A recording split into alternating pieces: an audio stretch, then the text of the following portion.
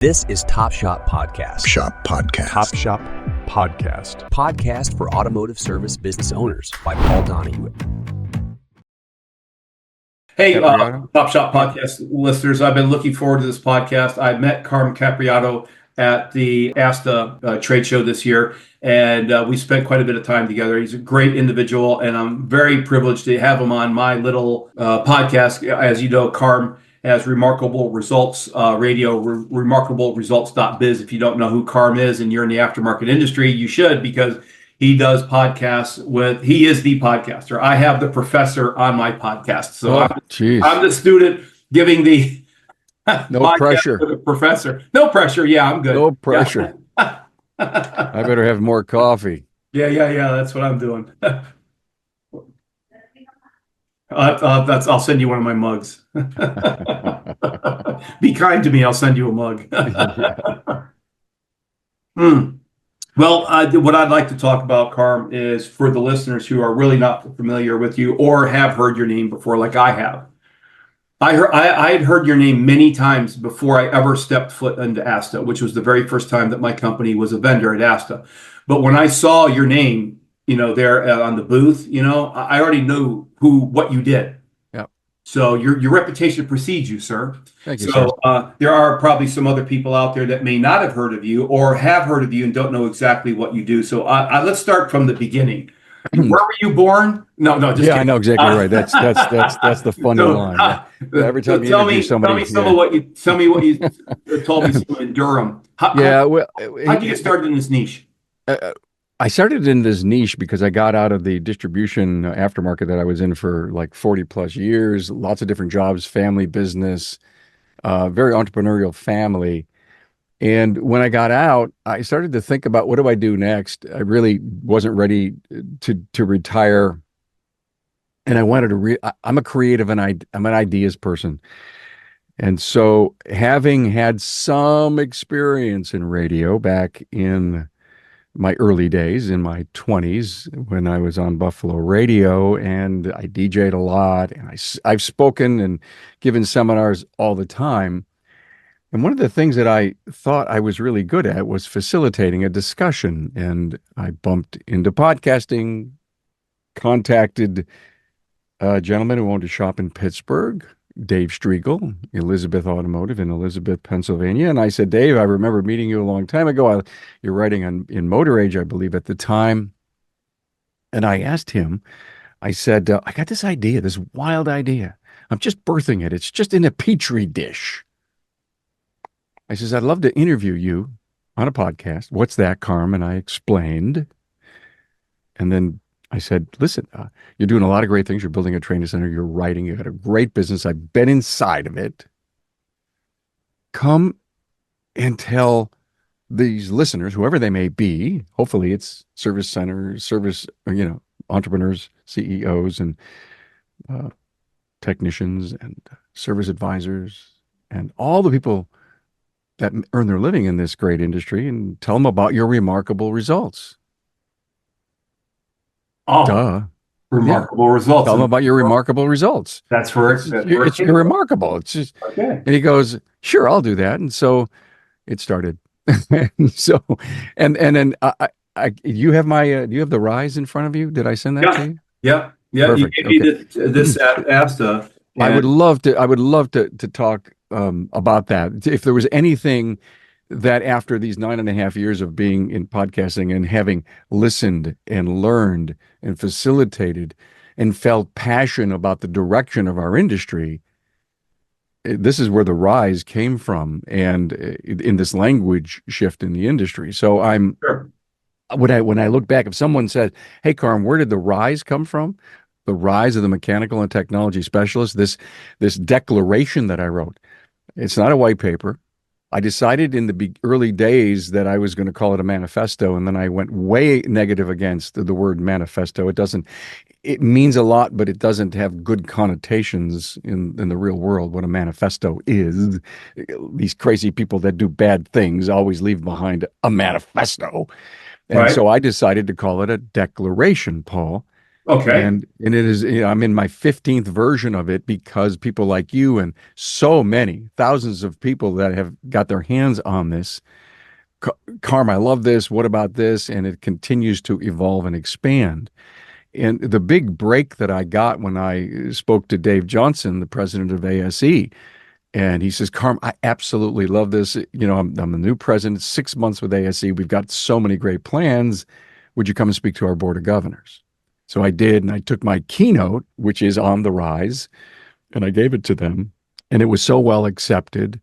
And out of that, I got the chance to give this keynote to the Ford Motor Company and their service engineering group that's in charge of all their backdoor operations, all the repair and all the customer facing service side. Excuse me. Just come back from Apex. I got a cold. Oh, A lot of people that happens to. same here. I just came back from SEMA, had sinus. Okay, well, I was on the other side of the street, so I was there, and so it has taken off, and I'm out talking to coaching companies, lots of groups. I think I've been in 8 cities since September, speaking to this. And it has gotten a ton of legs, Paul. So if there's anything that your listeners, your clients, and again, and I've had some great discussions on this language shift and why and how it happened. And you can get your copy of this remarkableresults.biz/rise, RISE, or on my downloads page on the website. It's there. A lot of other cool stuff is there on my downloads page. And part of the issue, and I think it's important to talk about because I know it's a question brewing in the back of your mind. If we're going to call our people mechanical specialists or technology specialists, we already call them alignment specialists. We already call them air conditioning specialists. Euro shops call the people that work on their specific platforms, like the Mercedes, they say, got my Mercedes specialist going to handle that, my Audi specialist, my BMW specialist. We're already using that, but we've not looked closely inside of this expansive all makes all models industry and said, we're ready for a language shift. Not only internally has value, Paul, but externally on the way looking in by telling your client, hey, listen, that check engine light's on. We've got some of the best technology specialists in the marketplace working here. We'll solve your problem. No big deal. We're good. We're on it. Right. Technology specialists. Yeah. That's hot, right? Yeah, because I was going over this. I went over a little quick on the plane, and I'm like, why the shift in the why the focus on the vernacular for a 10-cent college word in the industry. So, but language is strong, and Yes. so auto mechanic and diagnostician, automotive diagnostician sound a lot different. And that's what they are today. They're basically, if you don't understand computers and how they work, and you're in the automotive and you're in a shop, you're gone. So you say the vernacular, and people will say to me, Carm, it's just words. And I go, okay, cool. Please come inside of my world. Please read the rise, this declaration. Right. Yeah. And then see my keynote, because I actually talk about how Hollywood has not treated us well as mechanics, as dirty, dark type shops. And we know that, as you well know, the top shops are not that. And when you take a look at the words that we use, and let's talk about SEO here in a minute by placing an ad and people go, mechanic near me. Frankly, Sure. In the world that you live in, you can't stop that for a while. Technician was something interesting. We always, back 10 years ago, we always said, I'm looking for a mechanic. Right. Looking for a mechanic. Then we started saying we're looking for a technician. Right. You really can't stop that in SEO until we get legs and this thing grows. But the analogy that I have that has hit me so hard, and in my keynote, you'll see, slides that show ads for a nail technician in a nail shop. Nail technician, right. By the way, they have to be licensed. Isn't that interesting? But you don't have to be licensed to work on a car. And that's a whole other podcast and a whole other dialogue that I'm having with. Anyway, there's roof technicians, there's HVAC technicians, and our whole world, the rest of the world has said, ooh, love this technician thing. We were at a brewery. gave my speech. We were with this group at the last night of this event. After I gave my speech, everybody's bought in. We go to a brewery, Paul, and this guy walks up with his tray ready to get drinks for us at this table. There were like 9 of us, and his shirt said that he was a beer technician. Everybody at the table pointed to his shirt and said, "No, you're a specialist." Okay. Think about that. I'm not necessarily sure he was the guy who actually put the oats and the hops and all that stuff together on the water. Right. But he's a specialist. He knows what beers taste like and what, what it is that, listen, I'd like that. So the word technician in the medical field is being used so much that, can you imagine young man going to a 2-year school, mom and dad, he loves to working with his hands. He's always been mechanical, and he wants to go to school to be a mechanic. Friends at the dinner table on a Friday night when they go out says, "So what's Johnny doing?" "Yeah, Johnny's going to school and he's going to be a mechanic." "Oh, that's nice." Oh, that's nice. Right. Now, Johnny gets out. He's interned at Paul's shop. Paul says, "Hey, look it, you've done a great job. Loved it. What's going on at school? Come back. Let's talk about working here." He comes into your place figuring he's going to get a job as a mechanic, which is really, he needs to now earn money, start earning a living. You say, "Listen, Johnny, here's my offer. We want you to come here. We've got this incredible career path, and we're going to bring you in as a mechanical specialist." I don't know about you, but there's a little goosebump on the forearms for that. Okay. And then you outline the fact that if we get this right, and this proper training and your education and your certifications from ASE, one day, depending on your ability to grow into the computer side of the business, we would love for you to become a technology specialist and work on the heavy, computer side of the vehicle. We need great people like that too. Johnny goes home and says, "Got the job at Paul's. Great. Going to be a mechanic? No, I'm going to be a mechanical specialist." Right. And I've been outlined a training program to get me to potentially be a technology specialist, not a technician, not a diag guy, not an A and a B and a C. And so that's where my passion on this language shift is so important, because it's not only an internal shift and how we can develop our job descriptions and our roles inside the business, maybe redefine them, but it's what the outside world looks at this profession. We need to kick it up a notch. Can we get everybody to paint? Yeah. Can we get everybody to upgrade their place and get nice uniforms and better lighting? Yeah. But the language shift is part of that uplift in professionalism. I agree. Yeah. Tony Robbins has a word for that. I forgot what it's called. It's important, though. It's the language that we use is really important, and because language presents pictures and images in our mind. The human brain thinks and dreams in images, not text or words. So when you say a certain word, it has a big impact. So if we put muscle behind it.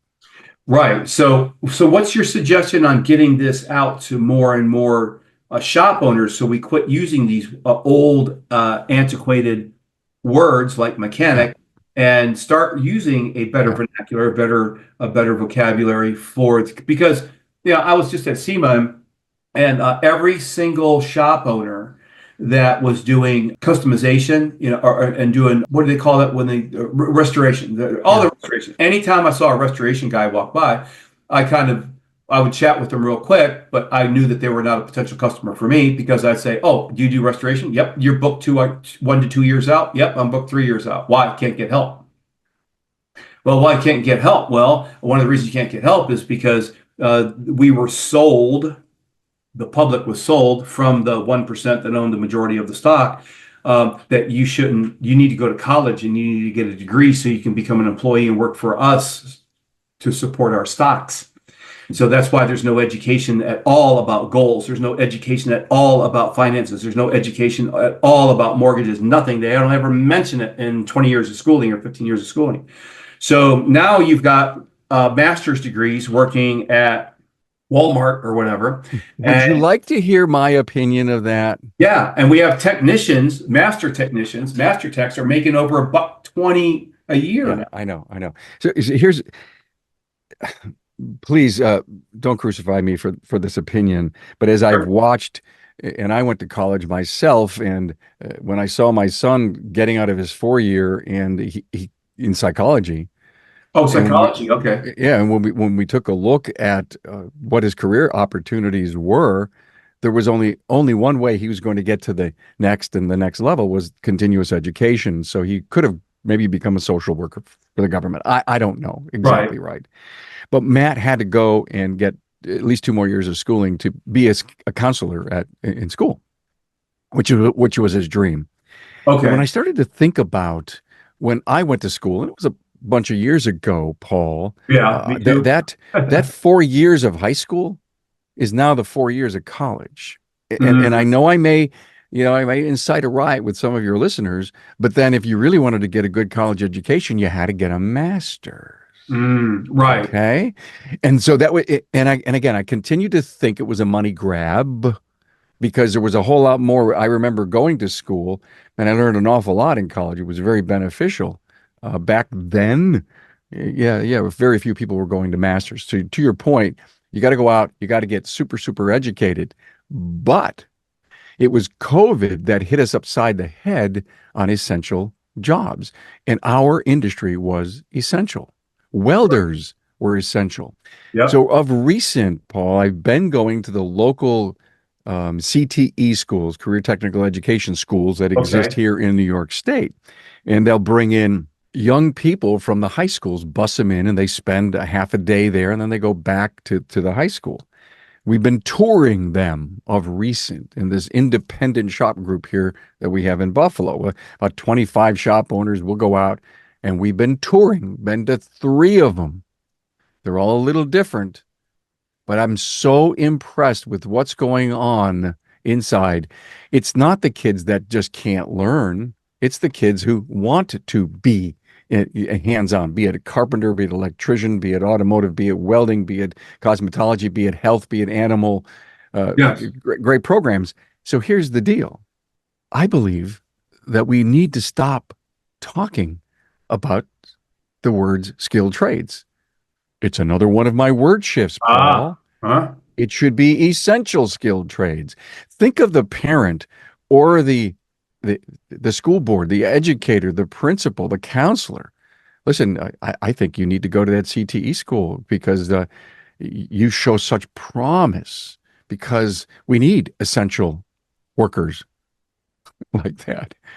And because it hit us upside the head a little bit ago, we got to stop paying some insane low wage for physical workers with their hands, and we got to start paying some decent dollars. And everyone in a decent skilled trade can earn a lot of money today. Yeah, especially automotive diagnostic technicians. I mean, these guys that we always called A's that are perpetual students and they're working their butts off. To your point, $1.25, depending on the city. Of course, there's an income stream and level, a cost of living thing that's going on, but 100% essential skilled trades. If we start using those words, I think parents may be a little warmer to their kids who want to go out and get to a CTE school and then take that information and take it to a 2-year degree. Essential skilled trades. That's a good one. And I've mentioned this, Carm, on other podcasts. I can't remember which one, but we have a horribly destructive educational system. Here, sit in the chair. Here's the book. Memorize this stuff, and then here's a test on it. Okay. So I'm sorry. There are like several different learning modalities, and a lot of people don't learn that way. They're hands-on. They have a different learning modality than sitting at a desk and trying to memorize a bunch of words that they're not going to remember next week anyway. because we only remember 1% of what we hear within 24 hours. So what do you think it is with reading? I saw that statistic before. So, and by the way, our national educational system shows through the deplorable numbers what's going on. So we need an educational system that will make a shift, start calling it essential skilled trades. Understand that there are more than one way that people learn, and many people learn. They can't learn by reading. They can't. I'm ADHD. I can't Okay. read that much. It's very hard for me. I can only read a few sentences in my mind somewhere else. So I'm not very good at reading. Pay attention, Paul. Come on, Paul. Pay attention. Sit straight. Yeah, I What? know. Yeah. So anyway, you're bringing up a really important point here, Carm. So I'd love to. Can I move in a different direction? Yes, because I'm Okay. wondering how can we get this information out to you? This info again. How are people getting this? Who's been reading it? Remarkable results. .biz/rise. Right, yeah. Get it. Take a. Right there. It's right there. Yep, there's the website. And look at. I mean, I've gone as far as to show you what the language shift is all about. I show you where it all came from. It's a great story. If you hear my keynote, I tell you this really cool story of where it all came from. And then we have non-job language shifts like the word appointment. Let's call it a reservation. Okay? It's a lift in the kind of language that we use. Instead of saying diagnostic, we should say research, testing, evaluation. And it doesn't sound, oh, Carm, that's just junk. It's, we're gonna just do a diagnostic. No, we're gonna evaluate the problem with your vehicle. I'm sorry, that just for a great client across the counter or on the phone, there's some heaviness to the word evaluate or test or research. Then do a diagnostic. What the hell is that? Oh, do you take my x-ray and then it goes to the diagnostician technician and then the doctor will call me 3 days later and tell me what's right or wrong with me.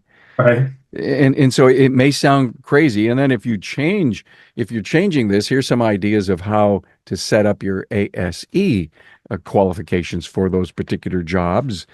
And then at the very end on the page 11 of the 12 pages is an implementation schedule. And I don't know if you got that in yours because I just recently added it, Paul. Oh, yeah. I was working with a shop owner and we actually worked together. This is why my document continues to flourish, is we came up with an implementation schedule as to how you can actually get this done inside your shop. Okay. But one of the big things that we have been talking about is continuing education. Okay. And I'm jumping big on another bandwagon to change the word training to education. And at Apex this past year, I talked to an awful lot of big placed people in the industry whose companies have training and do training. And I shared this with them. Again, what hit me was, if you're a sports person, then you get my Buffalo Bills are playing their arch rivals, the Kansas City Chiefs, this particular Sunday. Now you know what day we're recording this. And so what are they doing all week? They're training. They're throwing the football. They're getting in stances. They're running. They're training. Go to the gym, lift weights. You're training. You're not educating. But when we go to a class and we sit there, are we training or are we being educated? Do we have a continuous education commitment because 2 years, every 6 months, something changes, something learns, something new. I mean, there's different, how many more modules do we have to deal with and how they work together and the new equipment that's coming out that's helping us be better at evaluating. And so I'm on a hunt to change the word training to education. Education, sure. And that really describes what an individual has to have. And I don't care if they're a service advisor, if they're a bookkeeper, if they're the CEO, continuous training in all the areas of your expertise, leadership and, how to be a great CEO, right down to I'm a technology specialist and I haven't been to one continuous education course in 3 or 4 years. How am I going to keep up? Oh, YouTube. I see. Oh, YouTube. Talk to the people that do 80 hours a year and they say, yeah, YouTube is there, but I don't rely on it as much as the people that don't educate themselves. Mm-hmm. just a ton of talk on that, and so that's another really big shift for me. And I guess after all these years and a couple thousand podcasts inside of the Aftermarket Radio Network and all of my shows, all this stuff come flowing into me, Paul, and it kind of got distilled down into this major declaration, this language shift. And I'm on a roll, and people are loving it and Yeah. get it, read it, communicate with me. My emails, in that. I'd love to hear from any of your listeners on how they're doing it. Yeah, that's what I wanted to ask. And you just mentioned it. So, the Carm you've had over 2,000 of these interviews with people in the aftermarket industry since you started the aftermarket. Well, 1,000 for Remarkable Results, 400 for the Town Hall Academy, 100 for the Record. We did 200 Aftermarket Weekly shows, and then the entire Aftermarket Radio Network.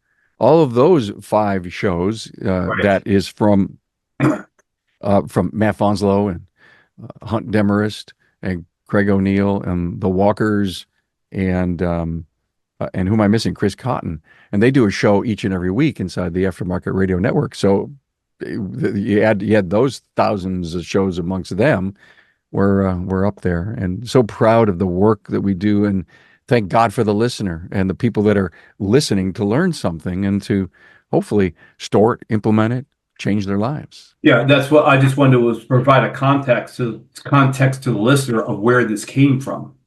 Yeah, it came from me being a great listener. Right. That's what I do. So people can download this at the remarkableresults.biz/rise. Yep. And we want to get this in more and more mechanics or more and more auto repair shop owners' hands, so we can change the word from mechanic and start giving a rise to the industry through the very language that we use to describe it. Yep. Is that correct? Yes. And it's not just words. It ends up becoming a culture shift inside the business. Right. A sophisticated, professional level of what we're going to call each other. Awesome. Is an RN a registered nurse or a lady who comes by and checks your pulse? Right. And I'm being a little facetious here. I'm just throwing a mental challenge out to people, because I just wrote down all the different certifications that nurses can have and go through as they move themselves up the ladder of professionalism. And I don't know what I'm going to do with that. But, again, I think we talk about, we talk about certifications. We talk about licensing. There's a lot of bubbling, boiling going on in our industry, so that if we ever have a major challenge or, a fire or any kind of crazy lawsuit, that the government doesn't want to step in and do something about buttoning up how we do what we do. Mm-hmm. And so there's always been a little noise going on about this. And so many look at the FAA and the medical field for how they manage and control that. And I've been part of some interesting discussions about that. Mm-hmm. So you've been around the industry for a while. What are the big major shifts that do you see in the industry, and how are you trying to meet that challenge to keep the aftermarket industry apprised of these changes? Well, I think look, when if you looked at our catalog of shows that we do, and I really like more or less call them episodes, we have, and I just bear with me as I just call something up on my Sure. website here, a mother-daughter duo team. Oh, wow. Okay. These are, and again, when I see and when I hear things that are going on, and I'm saying, is there value in explaining how a mother, daughter, father, son, doesn't matter, work together, how they're growing their business, military discipline to automotive leadership, our new ASTA, our new ASTA executive director. Uh-huh. We did a show on To Your Health. So what are the trends? When you need to be healthy in order to bring your body and mind to the business, we've done shows on dyslexia. We've done shows. We just did a recent show on regret, and it hasn't come out yet. My great friend, psychologist, Dr. David Wyman, and we did a great show on how to manage and deal with regret. And so it's not necessarily, it's all KPI, it's all accounting. All of it boils together into the form of great life, great spouse, great leader, and to help. And if it works for you, then you help your team, from daily training to daily wins, how to motivate your team. So the trends, yeah, we can go out and we can say, what's going on with trends? Well, there's consolidation, and there's multi-shop growth. We've done tons of shows on all of that, consolidation and private equity and all that stuff. But pay attention to your own business. Grow you and yourself as a leader. Grow your team. Find your vision, your values, and your culture. We've done shows on how it is that you create culture inside of your business. Go to my website, type in culture, and look at the probably 100 episodes that we come in, and we talk about culture a lot. Heard a great definition of culture from Shari Pheasant. She says, Carm, culture is like the weather in your business. And then I started to think about that, and I says, did you ever have a rainstorm going off in Bay 3? How about a flood in over in the 6th Bay? And that weather happens because there are people that aren't on the good weather team. They're not sunny. They don't know how to produce good stuff because they have no direction on how to get there. And even if you set up the culture in your business, how we act, how we treat each other, how the customers see us, how we treat our customers, then you always have something going awry that could pull it away. We've had shows on, difficult terminations. And then all of a sudden, I've been there and done that in my own business where 4 people from my leadership team came in to my office, closed the door, and said to me, Paul, it's either him or us. And what'd you do in that situation? I chose him. Ah, And I let that person go. But Paul, deep inside, I knew I had to make that decision. I knew I kept ignoring it. oh, So those, when you know, those are very difficult things. We just did a show at Apex on resumes.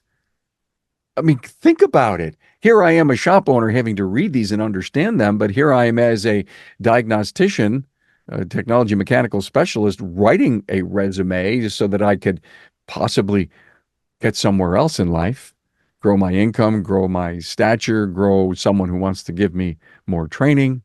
How do I write a resume? And what are the resume readers looking for? It was just an unbelievable episode. Profit's not a dirty word. And I think part of the trend that I'm really seeing is a lot of the hobbyists. Listen, I can't work for no one but me, so I'm going to start a shop. And they do.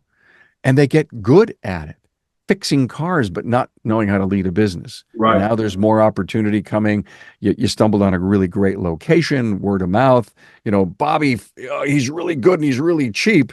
And you realize you can't pay your parts bill, and you're just floating in a hobby zone. If you have a hobby, you don't make money at a hobby. Right. And that trend of moving people up and on and over into becoming a CEO. We've done shows on flat rate, and no culture, and DVIs. So the trend is you've got to pay attention to those top things. And I don't have it with me here in the studio, but I also wrote another paper, Paul, recently in the anniversary of my 1,000th episode, and I call it the top 12 strategies of the top shop CEOs Oh, that I learned from my first 1,000 episodes. I would like to, because a lot of that would be applicable to any CEO in any business. I'm just gonna. It will be. Okay. It will be, and it can. How do I get that document? Got my downloads page, Download space. Okay. or remarkableresults.biz/CEO. Oh, okay. /CEO. That's nice and easy. Yeah. /CEO. Thank you. No problem. And that was a it flowed. It flowed so easily out of me. It was amazing how it worked. I don't have it with me, but if your listeners have a moment to be patient with me, I'm going to find it and I'm going to give you what those Oh, I've uh, got, this is a 14-page document. Oh, yeah, great. it's big. It's And it's got all your, okay, and it's also got all of your links to everything, the aftermarket yeah. radio network, Yeah, it's all there. Everything your is there. email, It's a pretty classroom. comprehensive piece. And oh, by the way, Paul, in that document is after I describe a couple of paragraphs about each strategy, I've pulled episodes together that relate to that strategy.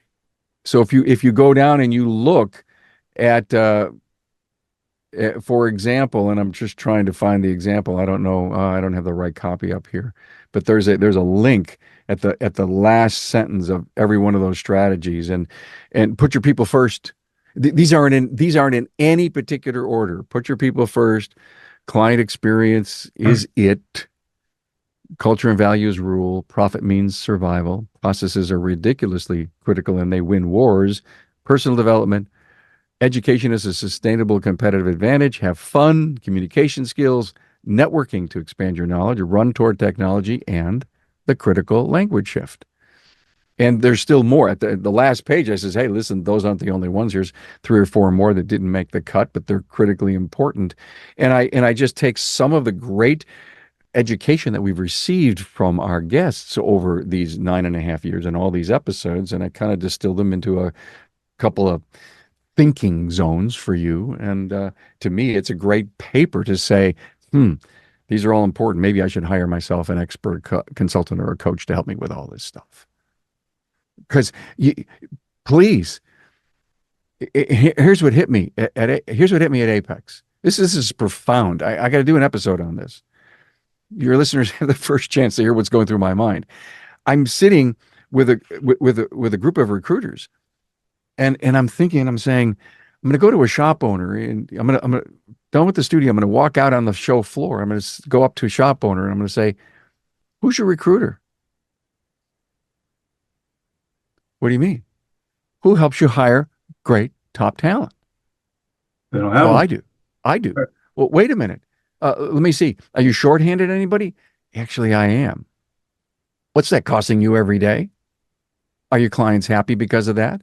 Have you had to slow down the input of your vehicles, which means your sales are down, your profits will be? Well, I can't afford. You can't afford not to. And then there's these math equations that you can get from anyone to explain to you that if you can replace an individual in 30 or 45 days, if not, people are out there for, I haven't been able to find anybody in 3 or 4 months. My question to them is, who's your recruiter? There's all kinds of great companies out there to help. Yeah. And then next thing that hit me, Paul, when that rolled off my tongue was, who's your coach? Nobody can tell me what to do. What do you mean nobody can tell you what to do? Stop it. Stop that insanity. Right. You need an accountability partner.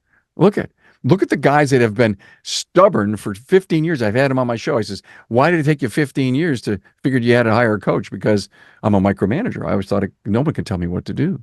And then look, you know what my business is? I've doubled my profit, doubled my sales. I'm hiring really great talent, and I've already come up with a succession plan, and I'm working it, and I couldn't be happier. Family's happier, wife's happier, I have more money, blah, blah, blah, blah, blah. So who's your coach? Oh, you don't like the word coach? Who's your expert? Oh, you don't like that? Who's your accountability partner? Mm-hmm.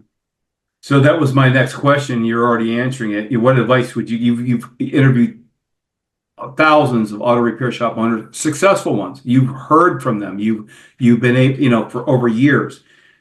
So to the shop owner that's listening to this, I always tell them I see the same thing in every shop owner that I see that is successful and growing. Number one, they have a coach. Number two, they have a digital marketing company that's showing them the return on investment every single month from their advertising budget. Number three, they're getting continual education. I want to use education, not training. Thank you. They're getting continuous education. They're the ones that show up at Vision. They're the ones that show up at ASTA and take the training classes. So I see that consistently with repair shop owners that are doing well. The ones I see that are struggling, there's one of those three that are missing. But I haven't seen any shop owner that's using all three that's not successful moving forward. Have you? Sure. No. So those are the three right there. That's it. Correct? Yeah, I mean, I think there's more.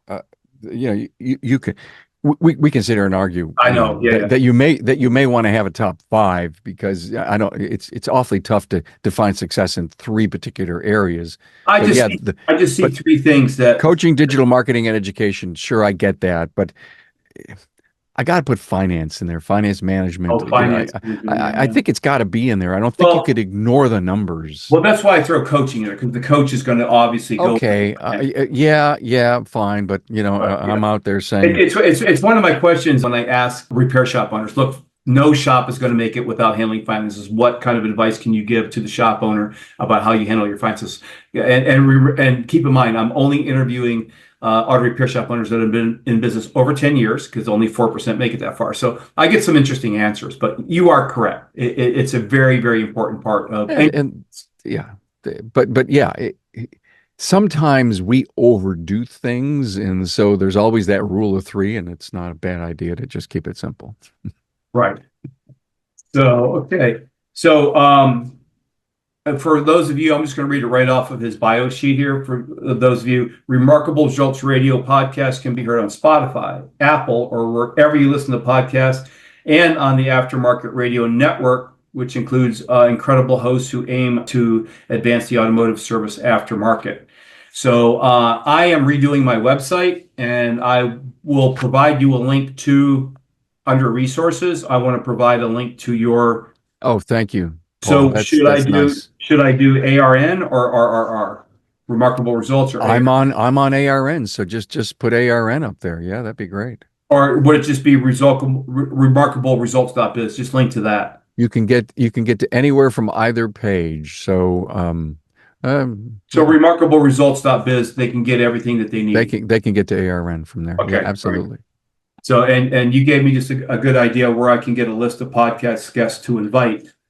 Yeah, they're all there. They're all there. So, yeah, they all wonder, wow, Carm, if I didn't do your show, I wouldn't have gotten this one. Just, God bless you. Right. So yeah, I hope you don't mind if I do a little plagiarization there. So just tell them I heard you on Carm show. I heard you on Carm. Yep. Heard you on Carm show. Right. Yeah. So anything that you want to follow up with, or? Oh God, you and I could talk for 3 hours, but yeah. Sure. I got a few things that I'm working on that I'm passionate about to your audience. Please. Thank you for that. Yeah. Wow. I could go on for a long, long time, Paul, but thanks for allowing me just to get my passion out on this language shift. That was great. Sure. For additional automotive resources and exclusive content, follow us on Spotify and subscribe to our YouTube channel to catch all our episodes. Thanks again for joining us in the driver's seat, and we'll see you next time for another thrilling episode of Top Shop.